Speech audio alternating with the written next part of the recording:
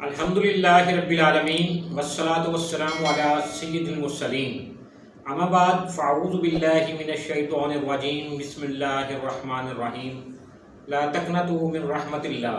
السلام علیکم ناظرین، میں ہوں ہربل فزیشین حکیم عاصم شہزاد۔ آج کے پروگرام میں ہم جس مرض کے حوالے سے گفتگو کریں گے وہ ہے ایڑیوں کا درد۔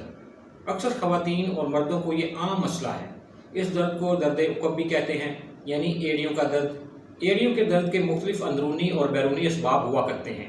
زیادہ تر ایڑیوں کے جوڑ متورم ہونے کی وجہ سے ان میں سوزش کے باعث درد کی شکایت ہو جاتی ہے۔ پٹھوں کے کھچاؤ اور اکڑاؤ کی صورت میں بھی ایڑیاں درد کرنے لگتی ہیں۔ سخت جوتوں کے پہننے یا پھر زیادہ دیر تک چلنے سے بھی ایڑیوں میں درد ہو سکتا ہے۔ کچھ لوگوں کے کام کی نوعیت ایسی ہوتی ہے کہ انہیں سارا دن کھڑا رہنا پڑتا ہے، اور بعض لوگ ایک پاؤں پر زیادہ بوجھ ڈال کر کھڑے ہونے کے عادی ہوتے ہیں، تو ان کے پاؤں کی ایڑی بھی درد کرنے لگتی ہے۔ اس کے علاوہ گردوں کے امراض، گردوں میں انفیکشن یا پتھری کی صورت میں یا پھر یورک ایسڈ کی زیادتی کی صورت میں بھی ایڑیوں میں درد کا مسئلہ ہو سکتا ہے۔ جن افراد کا وزن زیادہ بڑھ جاتا ہے یا دوران حمل خواتین میں یہ مسئلہ عام پایا جاتا ہے، اس کے علاوہ پیشاب کم کرنے والی ادویات زیادہ دیر تک استعمال کرنے سے بھی ایڑیوں میں درد کی شکایت ہو سکتی ہے۔ ایڑیوں کے درد سے مستقل نجات پانے کے لیے ان تمام اسباب پر غور کرنے کے بعد جو سبب سامنے آئے اس کا تدارک کرنا چاہیے۔ بہرحال اسباب چاہے کچھ بھی ہوں، اس مرض سے نجات کے لیے بہترین نسخہ حاضر خدمت ہے۔ کچھ دنوں کے استعمال سے ہی ایڑیوں کے درد سے انشاءاللہ نجات مل جائے گی۔ ناظرین، نسخہ نوٹ فرما لیں۔ پرانا گڑ 50 گرام۔ یہ گڑ جو ہے یہ تقریباً 5 سال پرانا ہونا چاہیے۔ جتنا پرانا ہوگا اسی قدر فائدہ زیادہ ہوگا۔